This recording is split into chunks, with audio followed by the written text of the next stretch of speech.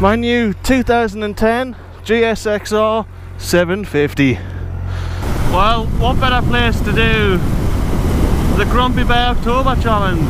Harry, lads and lasses. Now I figure, what better place to do this month's Grumpy Bear Challenge than here?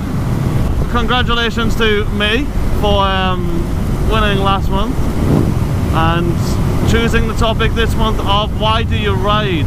What makes you ride? You know, versus getting in a lovely, warm, safe, four-wheeled car. Why would you do that? And for me, I reckon there's two main reasons. There's many reasons, but two main ones is, for the most part, there's a sense of freedom. Like, you're very free when you're on a bike. Like, you can still do whatever you want in a car or a bike, but you can just do a little bit more on a bike. And you're outside, you feel everything going on.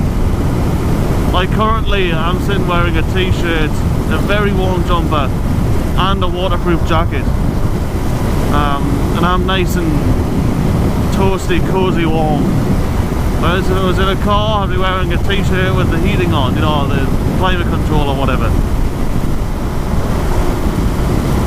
And if I want to say fucking moo to these cows, I can't do that in the car because, you know, you've got your window up because you want to keep the temperature good.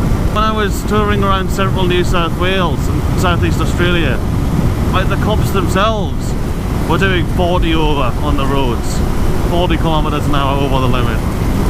I literally followed this undercover police car for 80 or 90 kilometers, and it was a 100 zone the whole way, and he was going between 140 and 150. So, you know, you get freedom when you're out there, and it's up to you what you want to do. You know, it's nobody else can sit there and say, oh, let's, you know, I need to go to the toilet, or let's pull over, let's rest. Like, obviously you should rest, and if you choose to rest you can, but if you choose to just power through, you can as well. It's up to you. The second one being a sense of control, and even more so on this bike, actually physically controlling what happens. If you're in a car, it's not as engaging as being in a bike.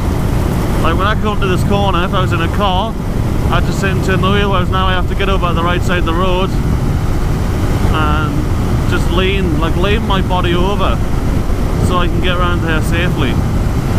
And always doing tiny little adjustments to make sure I'm as safe as possible in case anyone's coming over that centre line.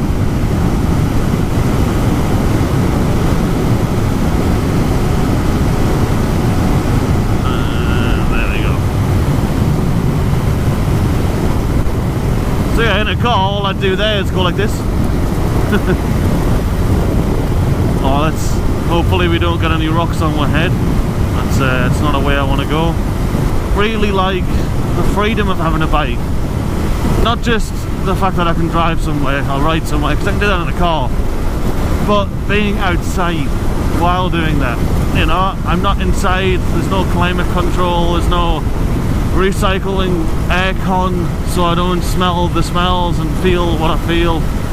It's just me and the bike, and actually controlling the bike as well. Going around corners and planning out your routes and things like that. It's a lot more involving on a bike than it is in a car. You know, the actual physical riding the bike part of it versus driving a car. And I think we can wrap all of that up in a nutshell with touring. Touring is why I ride a bike. I always like road trips in cars, and I'll still do road trips in cars, and I've got mates who don't ride and we want to go on a trip somewhere. But driving to Sydney, even if I was driving this route, it's a lot nicer to ride it than it is to drive it, for all the reasons I mentioned earlier. And there's a sense of control as well when you're doing all of this. Like, I'm in control of what I do completely. I feel like riding the bike is just a much better way of seeing the world, or at least as much as the world as you can. And I do intend on seeing as much of the world as I can on two wheels. This whole Australia, you know, going up to Cairns, travelling southeast Queensland, going to Sydney every now and again, that's just practice, that's just getting it down. And I'm trying different bikes. Obviously this is a Suzuki GSX-R 750, probably not the best bike for touring, but I've got heated grips, so who really cares? I've done it on my old Learner approved bike, Honda CBR 500, and that was, I guess, honestly, between the two, that's not what this is about. Yeah, and I'll go on to proper touring bikes after this, you know, GS's and things like that. So yeah, I wish I could explain better, especially with it being my topic, but I just can't. The freedom, the being outside, the feeling you get, and the control. It's up to you what happens.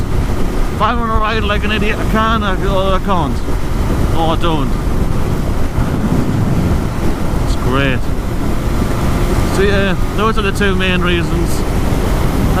There's obviously a lot more, like when I'm in the city or in the civilization. Riding a bike is better for me than driving because I can lane filter. So I tend to get where I'm going a bit quicker. Oh, one more thing before I forget, the community aspect of it. You know, the old head nods and waves and things like that from other riders that you see, and the community behind each bike and each type of bike and each manufacturer, and people that like to just go knee dragging in the mountains, that's all they want to do. People that just want to track their bikes, people that like me, that just like to tour mainly, and then people that just commute. There's just such a community out there, and we're very nice to each other, which is good. You don't really get that with cars. Even if you've got a special car, you don't really get that same, you know, feeling of community as you do on a bike. There's definitely communities there for cars, but nowhere near like it is for a bike. But I think that's going to conclude today's video for the Grumpy Biketober Challenge. Thanks again to me for finding some brilliant views / sunrises last month. It was an entertaining video to make, edit and watch, to be honest. I liked it. But yeah, we'll see you all next month. Toodles!